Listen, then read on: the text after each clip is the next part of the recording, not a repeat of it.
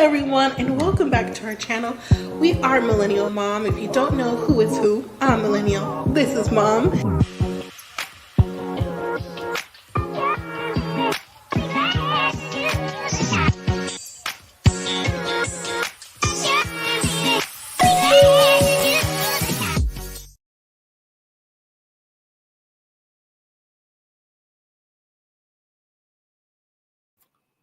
Hello, everyone, and welcome to Millennial and Mom, Weekdays with Mom, featuring Mom. How are you? Welcome back, everybody. I know we had a little break last week, but that's because there were things going on in the world, so didn't want to disturb that peace, or if anyone had to go do what they had to do when it came to last week's voting and things like that. So, but I'm back today. So, hello, Sharon. Welcome. Well, I'll wait a minute or two for people to come in if they want to join. If not, then we'll just go ahead and get to it. For everyone, please don't forget to hit that like button. And if you're not subscribed, consider subscribing. We'd love to have you with our YouTube family. And we also have a description in the membership box below. And I know I was saying that there is some background for Millennial and me. There is. I just have to edit it. I'll edit it today and then put it out. It'll be members first. They'll see it for a few days in advance, and then for everyone else. So consider joining that membership for a very low fee. And also, if you have any other shows that you watch, any requests that you would like us to review, make sure you put in the comments below or on StreamYard or Gmail, or you could DM it to our Instagram and go from there. Everything will be in the description box for how to reach out to us. Now, we do not have our P.O. box back yet. We're still considering it, getting another one again, so just in case. And welcome to the replay gang too. How is everybody? And I'm doing well today, Sharon. How are you? Let me give you an update. So it has turned cold in the desert. They say we're like 15 degrees cooler than we were last year, and it's a big difference. So I guess we go through that warm one year, cold one another year. So I know what's cold to us isn't cold for you, but you have to remember where we are in the world. So today, matter of fact, the weather's on to my right. So today is going to be all of 55 degrees, and they say it's going to be that way all month with no rain. So that's awesome. Matter of fact, I don't even know the last time it rained. Probably like, I don't know, June or July, something like that. Because again, we're in the desert. So a little update. So hi, Universal Advocate. How are you? So I'll wait about till the next 45 seconds and then we'll get started. Today, we're going to talk about Married at First Sight couples. We're going to talk about the season 14 Boston. If you've seen our community tab or just Married at First Sight in general, Katina and Lajuan are no longer together. So we'll talk about that. And also, we could talk about where those couples are and remind you who was on the show with Katina and Lajuan. And you know what? I was talking to Millennial or Cassandra season 14, I was thinking that was like a while ago. For some reason, I don't know why. Maybe because Married at First Sight pushes out so many, but that was just last season because we're just on 15 going into 16. I'm thinking, what? But that's just me. So like I said, Married at First Sight, season 14, Boston, we'll touch on that. And then also we'll talk about tomorrow's episode with Married at First Sight, 15 in San Diego. Where are they now to see what's going to happen and get our update status with that. And then we'll talk about a little bit of the 98 fiance, the 98 single life and go from there. So that's what we have this time around today. Yes, last season. You know what, Universal, for some reason, like I was saying, it seemed longer than last season. I don't know why. I don't know what that is. I went back to look at our reviews, and if you haven't seen it, they're all on our page, just by season. It was in January of this year. First, I don't know why I thought it was like maybe a year or two ago, but it was just this year. So that's how fast Married at First Sight comes on for us to enjoy or not. So, well, I hope you both are doing well, and anybody else in the chat that has joined and maybe not commented. So I'm going to drop the link for anybody if they want to come on and join verbally. Again, you don't have to show your face if you don't want to. You can just, keep your camera turned off and just talk to me regular, like you do in the chat. Just online. Let's see. What'd you say, Sharon? You're right. It runs together. Yes, it seems like it. So. All right, so let's just get started. We're going to talk about, like I said, Married at First Sight Boston will start first. Now, was anyone surprised that A, Katina and Olajuwon were getting divorced, or B, were you surprised that they were still married? Because we don't usually hear about not decision day, like where are they now?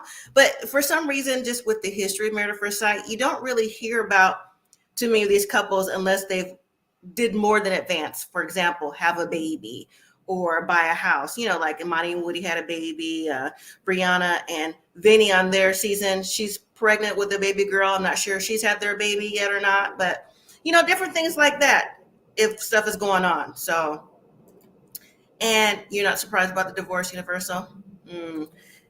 I'm honestly, I did have to go back and look at like the last 3 reviews that we did. Yeah, I just to jog my memory to talk about it today. There was a lot of Olajuwon, because if you watched the reviews or did it, Olajuwon said he went by Isaac. Now I'm not sure if that was his middle name or that's just was his party name, but that's something that he said in the beginning, that's what he used to tell the ladies. His name was Isaac. So Cassandra, or Millennial, stuck with that through the whole season. Like she never wanted to call him Olajuwon. So.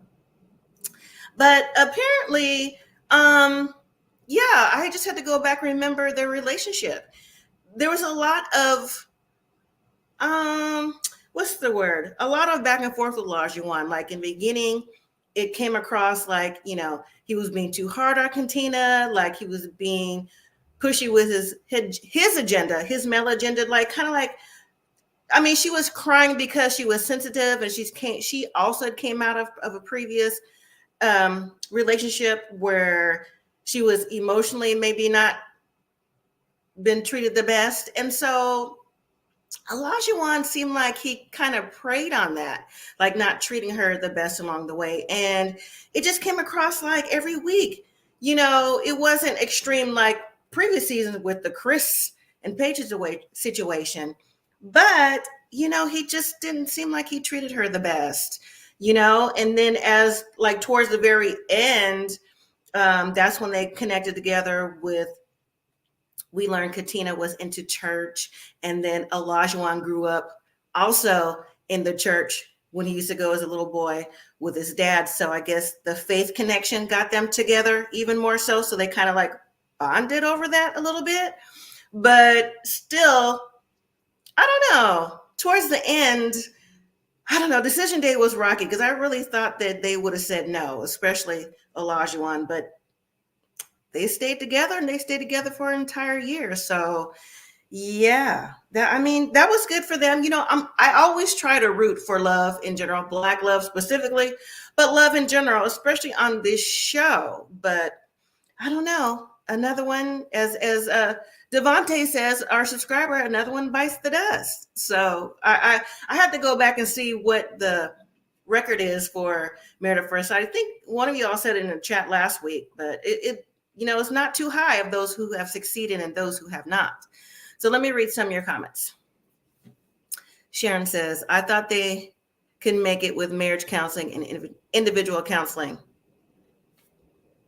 True, but I still think there were some things that maybe Katina couldn't get past on the way that maybe she was being treated, and maybe Olajuwon couldn't necessarily get past. So I don't know, but counseling is definitely an issue with the couples previously and past on this show, where they need to bring in some type of mental health counselor along the way that we've all discussed before. So Universal says the relationship was a mess. It was a mess. It was, because the way he was treating her, like I was putting myself in, like, if Katina was like my daughter, if she was Cassandra, like like she couldn't be able to call me, even though I know she's on the show to find love. And then for me to just, no, I couldn't encourage that. Mm-mm. And vice versa. If that was my son, no, doing that to some lady on the show. No. Universal, yes, he definitely played on it. Mm-hmm. Sharon, you say he had traditional ways of what a wife was. Marriage takes work. That is right. He definitely had traditional ways in his mind, though, because he didn't necessarily grow up that way because he grew up in a single parent household. So maybe what he had or what he thought he should have. So that's, to me, two different worlds colliding. So let me read you a little bit of what I found on Where Are They Now? Boston. So let me put their picture up just a second, and I will put it up to remind everybody who was on that Boston season. So do you all remember we have Lindsay and Mark, Steve and Noy, Katina Lajuan, Michael and Jasmina, and Alyssa and Chris. So remember Married at First Sight, Boston. And let's see. Sharon, you say it was exhausting to watch both of them. Which one? Katina Lajuan or a few of the other casts of Boston? Because a few of them were hard to watch. Lindsay and Mark for me, it was really, honestly, I think I said in some reviews, it was really hard for me to even sit through and do our reviews behind the scenes because I didn't have a lot of nice things to say about Lindsay. I honestly didn't. And it was hard for me to come on camera to give a decent review without me looking like I was talking off the wall or something. So didn't they buy a house? Katina Lajuan? Yes, they did buy a house. Mm-hmm. Oh my God. Don't get started with that, Universal. Yeah, I think that's going to be her tagline. She didn't make some shirts and send it over a false person because no one, if they know it's her from the MAFS universe, I'm not going to buy that from her. I wouldn't. But Married at First Sight, where are they now? So Katina apparently was working on her personal food blog. She was a food blogger where she reviews restaurants and various reviews and recommends various restaurants. And Olajuwon, he posts on Instagram showing his active and fit lifestyle. So he might be part of a gym ownership or something like that. Now, something towards fitness and gym is what he's into, not into, but because he always has been. I think more like business wise. And speaking of, I'm not a nice person. It says she's is a social media manager, Alyssa, who rescues dogs. And she's still with them. And then Chris, he has a YouTube channel called The Real Estate Professor. He is known to move on from Alyssa with season 11, Olivia. Now, I wonder if they're still together. Olivia was something else on her show, too. I think, again, Olivia had a lot of accomplishments, but it's just the person she was matched up with. I can't think of his name right now. Yeah, once she mentioned she had, X amount of cash, she likes to travel, this and that, with a person who wasn't necessarily on that level yet, that I knew that was going to fall apart fast. But it says Olivia's Instagram says now taken, so maybe her and Chris are together, so maybe it's a match. And then Jasmina, it says she's still single. She adopted a dog named Feeny, and she started an Instagram account for the dog as well, which if you're into animals, I guess you can follow her with her Instagram account. And then she's also posting exotic pictures on different locations, an exotic location for herself. She has over 44,000 followers. See? Yes, he did take all the seasoning. Wasn't that crazy, Universal? Like, you left and then you took the seasonings. That was petty of the petty of the petty. Like, seriously, petty. What'd you say? Let me go back up. No, Chris and Olivia didn't work out. They didn't work out? Okay. I got this yesterday, this news, updated news yesterday, so it could have updated. So, hey, how are you doing? So yeah, yes, the seasonings. Oh my goodness, moving on. And then Michael says he has Instagram too. He's a personal trainer. So I wonder why him and maybe Olajuwon did or didn't. I don't know if they did hook up, to get into businesses or into their fitness. So that's what they do. It says Michael has a glow booth, which rents out for special occasions, which is a photo booth. So maybe does that for weddings and different little things like that. And then it goes on to say, And like I said, I just got this information yesterday. It was current as of, I think it said August of this year. So it's now November. So things could have changed. So it's pretty current enough, I should say. Noi, another, who knew she would be a villain, right? Of course, she announced all her business on Instagram. It said with a caption, "Divorce feels good." Now, did anyone see that caption? And was Steve right to think, like, why are you on Instagram while she was on the show? Because the last time we saw someone on Instagram on the show, it was Taylor, and I should have wrote it down. I'm sorry. It was Taylor. And I knew that marriage right there wasn't going to get past that, because he was, when I say sensitive, I don't mean as sensitive as Justin, but it was sensitive to the fact that, hey, I think you're putting your friends above me, when I don't think they really had an attraction either. So if you remember who Taylor was with on their season of Married at First Sight, someone let me know, please, in the chat. Sharon says, Jasmine, going to be single till she goes to therapy. I agree. Do you also think that they bonded, her and Michael, trauma bonding? Because that's what Cassandra or Millennials thought too, that this was one of the first couples that bonded on Married at First Sight that she noticed for trauma bonding. And when she said that to me, it never occurred to me that it was until they went along the season. I'm like, oh, okay, so they do have, a dynamic similar yet the same. And so Universal says, I seen right through annoying. Oh my gosh, you did? Because see, by what, day 2.5 or 48.5 hours, she was already in love with Steve, and then they got to Noodlegate, and that's when everything for us on camera seemed to go downhill. It was never the same since then. And then that's when she went on IG. And I'm thinking, like, why would you go on IG to express yourself? Because to me, even if they would have worked out, I don't think it would have long term, because she was so into social media and Steve was so laid back. So they were on two different playing fields anyways. They tried to trauma bond, but Jasmine wasn't having it. All right. I don't think they were a match either. Almost on the same, lines of Alexis and Justin, but just not as dramatic, I guess. So yeah. Brandon, thank you, Brandon and Taylor, right? Because that social media thing and their club scene, oh yeah, it was over for them then. And then Steve is living his best life. He's on IG. Last time I heard, he was single, traveling. He was in California. And so says he has an Instagram and a YouTube giving healthcare advice. Oh, excuse me, not Steve. That's for Lindsay. Excuse me. Steve is working as a talent acquisition coordinator. And then Lindsay, she's an RN. She's in California now. She's the one that's on Instagram and YouTube giving healthcare advice. And then Mark is the CEO of Switch Ups, a watch company.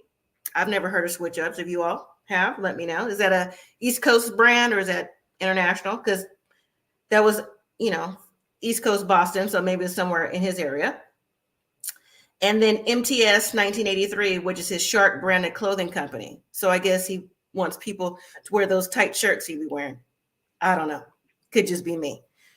And then he's also, if you all saw those pictures on social media not so long ago, he's part of the Chick-fil-A franchise. So, because someone tried to shame him for being part of a Chick-fil-A, but I don't care. Maybe, I don't care what you do. He's working, right? So that's just what you do. But yeah, so again, let me bring them up. So again, that was Married at First Sight Boston, the show with Katina Lajuan. And then really quick again, if you saw it or didn't see, that was their wedding picture, and then both of their joint announcement on Instagram and other social media about them breaking up after 1 year together. So, best wishes to them. Sometimes things don't necessarily work out the way you want them to, whether you are on Married at First Sight or whether you're in your own life, right? So best wishes to them and anybody else who comes on the show. Battle of the Morgan Universal, you're going to have to go take a nap on that. Morgan versus Lindsay. Honestly, I think Lindsay would win that battle because, well, if we're talking verbal, Lindsay. If we're talking physical, Morgan, because Morgan is trained to do whatever she's going to do. And Lindsay is trained to run her mouth to kind of cut you deep, kind of cut it where it hurts. So that's where I see that fight, just my opinion. So tomorrow, Married at First Sight, where are they now? Who's excited to see that? I'm excited for two reasons. I want to see what the conversation is going to be with Nate and Olajuwon, excuse me, Nate and Justin, sorry. And what is the conversation going to be with Nate and Stasha? So Nate has like two pinpoints on the show tomorrow that hopefully will hit. I think one is going to be more positive than the other. I think when him and Justin come together, I don't think it's going to be the same intensity as it was for the reunion. But when we see Nate and Stasha, when they talk about that's why she fought for separation, I wonder why. Do you think that Stasha got tired of Nate and maybe him feeling like he's not saying I love you enough? Because that's her thing. She wants to hear I love you and not feeling it or receiving it. Or maybe Nate and her not having enough time together because remember they live separately. Or you think Nate is tired of Stasha for maybe she don't know how to dial it back a little bit when it comes to the boss moves and these are my things, you're in my house. Like, what do you think is going to be? So, and honestly, I hope it's a good show. I hope it's not another one of those, since it's truly the last one for this season, like wasting our 2-hour time. Is it 2 hours? I didn't look at the time. I'm not sure of the time window, but it probably 2 hours to stretch it out. Let me read some comments. Sharon says, I hope I and Katina grow and move forward in life. Yeah, I do for everybody else, because this was an experiment. Sometimes you have your fairy tale, sometimes you don't. And this was part of sometimes you don't. So what do you all think about that tomorrow? What I asked, do you think that Stasha asking for a separation from Nate is because she's not getting the love that she feels? She doesn't feel comforted. Maybe he's not coming by as much, not spending enough time together. Or do you think Nate is tired of Stasha and her bossy ways? This is my house, my things, and stuff like that. Do you think they went backwards? What do you all think about that? Let me read your comment, Sharon. So she had a prenup and a postnup. She's too controlling. No man wants to feel less than. That's true. They don't. But But they said that she asked for the separation. So it would be different if Nate was like, oh, that's why I asked. So I'm just kind of curious. So you think it's 2 hours? It's probably 2 hours. It normally is. Married at First Sight is hardly ever less than 2 hours. It's rare. Maybe like in the beginning when they show like the matchmaking or something like that. But normally that's right at 2 hours rolling into something else that I don't think is necessary that they could have put all together in one show. So anyways, but in my personal opinion, I think with Stasha asking for a separation, I think it was maybe Nate pulling back some, because I don't think that he was really into just by his body language at the reunion. I don't think that he has found what he needs to find, whether it be within himself or just in the relationship in general. That's what I'm thinking. So I don't know. I could be wrong. I hope we get to find out exactly why. And then when Nate sits down to talk to Justin, again, I think Justin will, in his own way, apologize for the things that maybe he thought that Nate was trying to do, like the come on to him and stuff like that. So I don't know. And then in the house, you have all the other people there. You have them talking about dating after the show and things like that. So honestly, it doesn't matter to me if Mitch dated after the show or whatever the case may be. So I don't know. Hold on, you guys. I'm going to mute for a second. I'm just going to mute.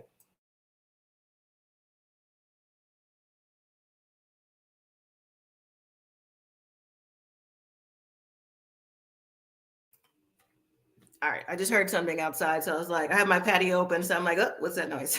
Sorry, you guys. Okay. Let's see.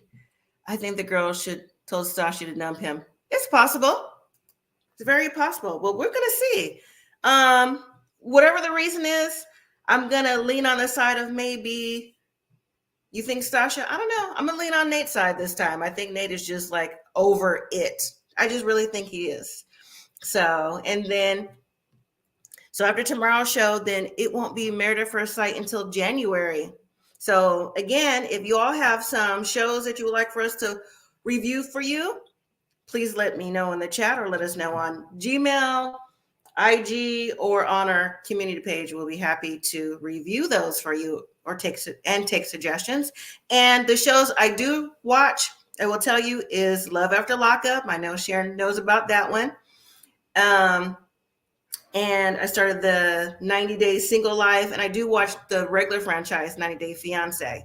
So if there's anything else that you watch, that's a suggestion that you want to see me do or see us do when Cassandra also gets a chance doing her, between her master's time, we'll do them for you all. So, all right, you guys. So let's move into 90 Day The Single Life. Did you all watch it? Universal, Sharon, Abijah, anybody else in the chat and on the replay? So 90 Day The Single Life. I was happy we didn't see Big Ed this time because, yeah, I'm not interested in him whatsoever. But that's just my opinion. So let's just start off with Tiffany. So Tiffany is stressed because she's scared of dating. But I don't know. Tiffany is, for me, I don't know. Do you think that she's still there with mentally and emotionally with Ronald? Do you think she needs to take her time to slow down? I think even when she was on her season, I thought she was moving a little bit fast, Tiffany.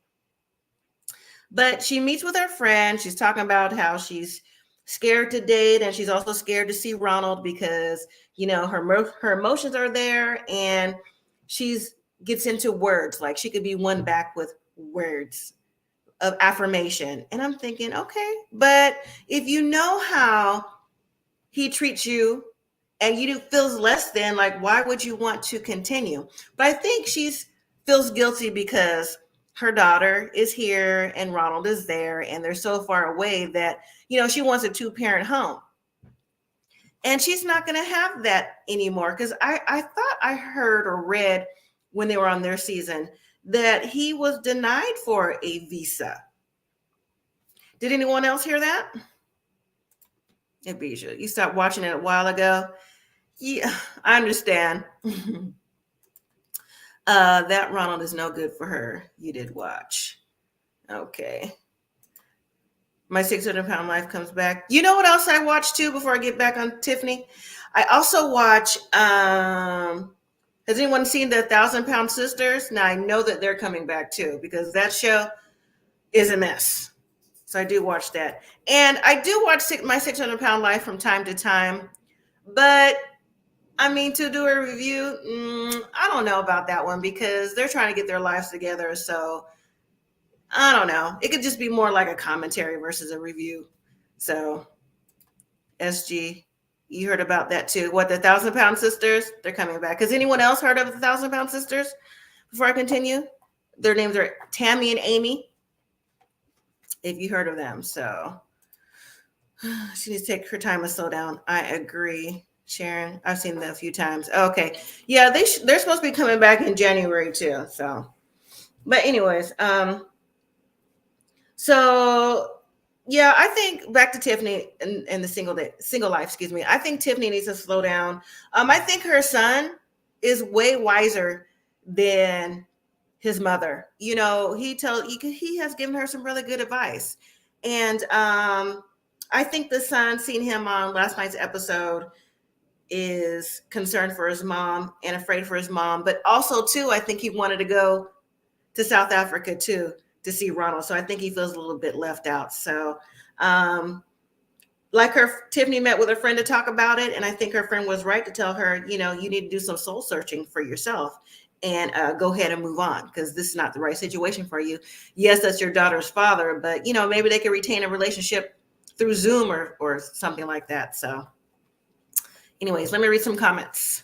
SG, Tammy's engaged now. Yes, she is. I've seen that picture.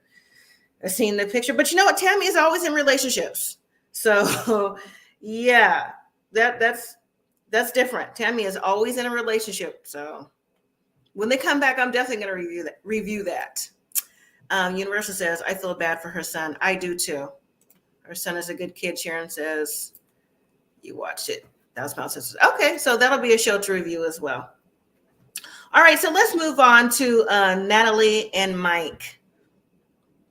One more comment. SG says, Tiffany treated her husband so bad last time. Probably some guilt there.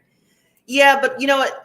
True, she did. She did treat him bad, and a lot of things were unprovoked, gaslit. But at the same time, Tiffany's hoping she's not being gaslit too. So apparently they each have a problem with communication when it comes to true feelings, real feelings, and where they want to go. Because like I said, I read before his visa was denied. Now, I'm not sure if he's able to get one for whatever reason, but I don't think so.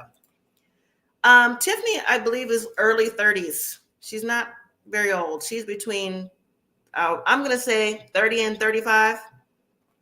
She's not very old, but old enough to know better. Put like that. So let's move to Natalie and Mike. So what I thought was funny was last week's episode rolled into this week's episode. Natalie's on her way to see Mike, but she's on the call with Justin before she gets to Mike. And, you know, he wants to see her and all this other stuff. She's like, yeah, you know, saying whatever she's saying. And then like, oh, I got to go. Who believes Natalie is here for Mike? Do you think that I think she wants to see Mike because her documents are still there. My thing is, if you're going to leave and do whatever you do, take your documents, take your stuff, especially your important papers. Now, yes, you get clothes and everything else another time, but you definitely need something to say who you are since you came, you know, internationally. So I think that's one of the main reasons she went to see Mike, and to say thank you for, you know, getting her mother to safety with whatever he helped her with. But as far as that relationship goes, no. I don't even know why Mike would even consider taking Natalie back. Mike needs, in this instance, he needs to listen to his mom. And where is Uncle Bo? Because remember, Uncle Bo left. He had to leave because of Natalie. So now what? Let's see. Natalie is playing games. Exactly. And as far as Tiffany Universal, you say I feel like he feels left out. Like outsider, I think so too. Natalie is playing games. Like yeah. But do you think Mike's gonna fall for it? I think he is considering it, but at the end of the day, I don't think that he's going to. I don't think so. But we'll see. I don't know, because Mike to me is gullible when it comes to Natalie for some reason. Like he revolves around her when Natalie doesn't revolve around him. Just my opinion. And then we have Tanya. She goes to sit down with her friend, and then, you know, she opens up about having attraction to women, and she wants to explore. I think Tanya, just in general, she's another one to me who moves too fast in her relationships. I think she leads with maybe intimacy versus conversation.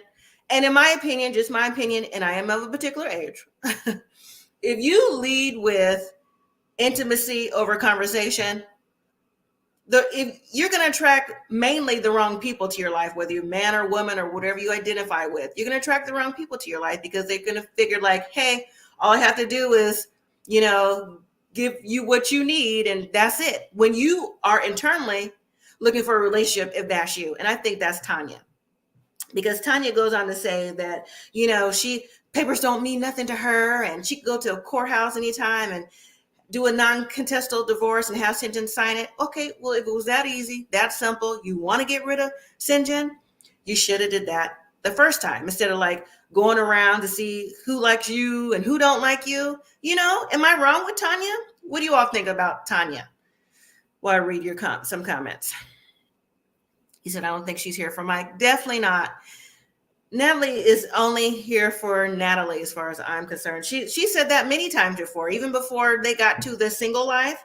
Natalie has expressed not being attracted to Mike and wanted to leave when she was living in Washington, staying with her other friend to get out of Mike's house. So No, Natalie has a different agenda, in my opinion.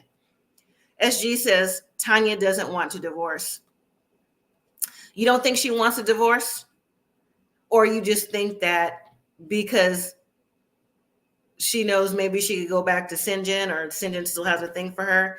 I think Sinjin is living his best life too. I think he came over here with a plan, and that plan didn't line up with Tanya's plan. I think that's why they didn't work out, because I think when Tanya went over to where he was, again, they led with intimacy, because didn't they meet at the bar he was working at and pretty much have a one-night stand? If not, well, not a one-night stand, be intimate on the first or second night they met, and that's how they got together.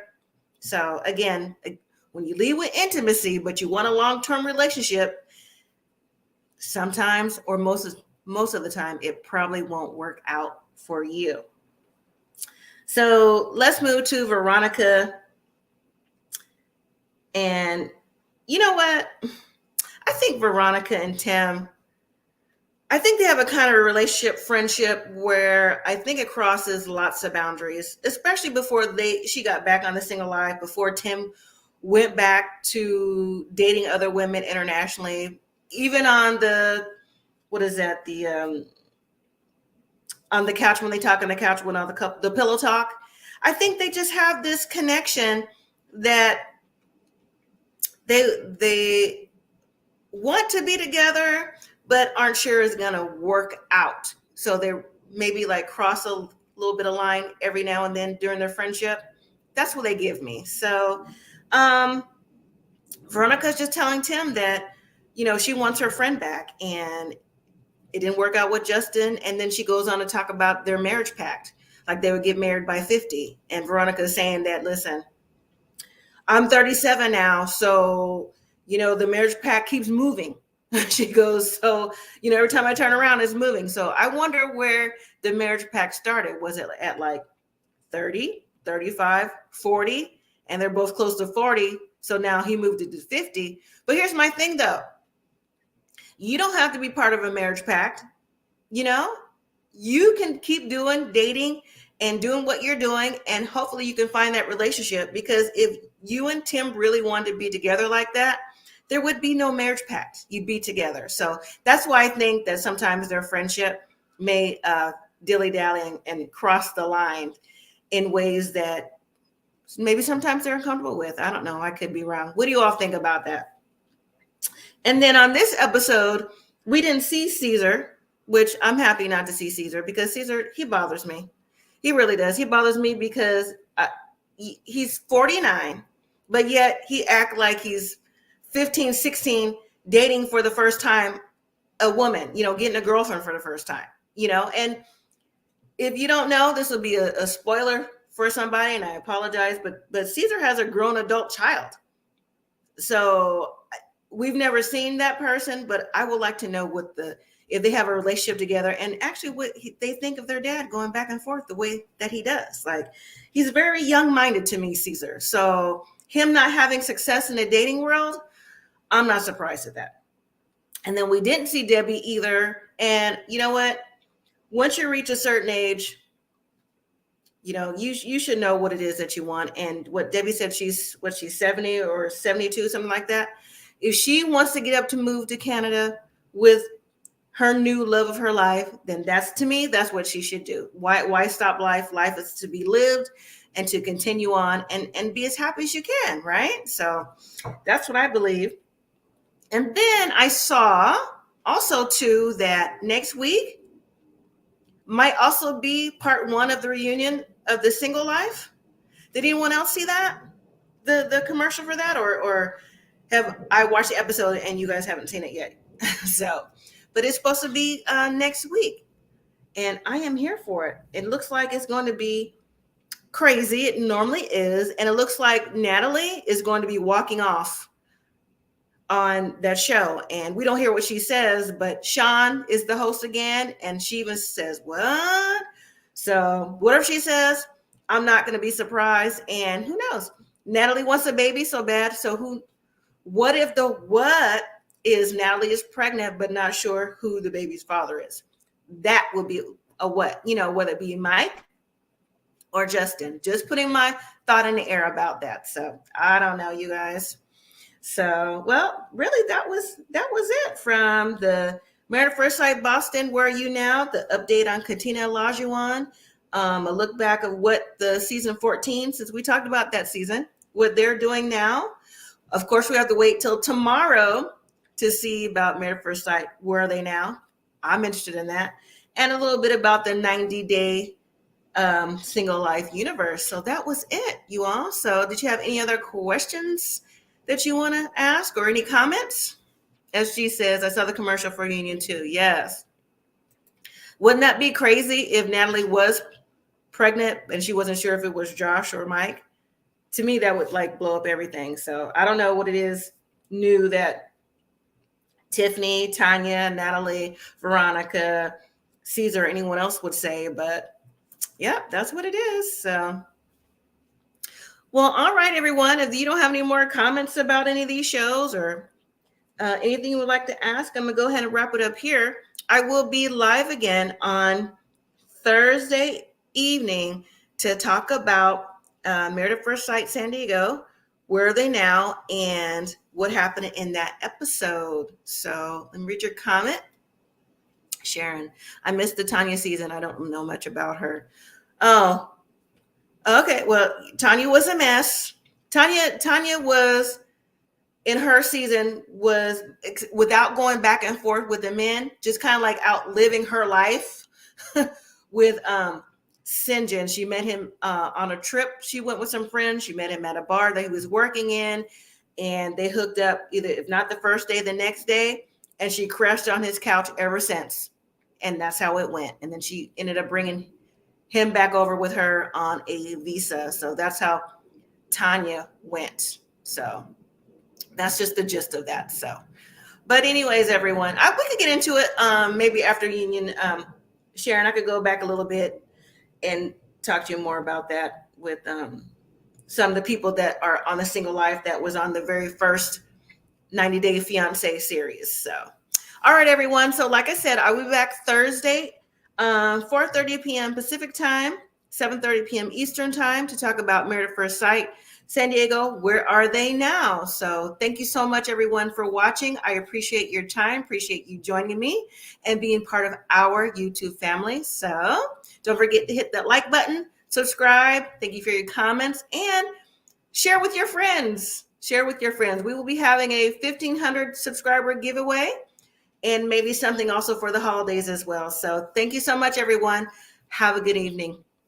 Talk to you soon. Bye-bye.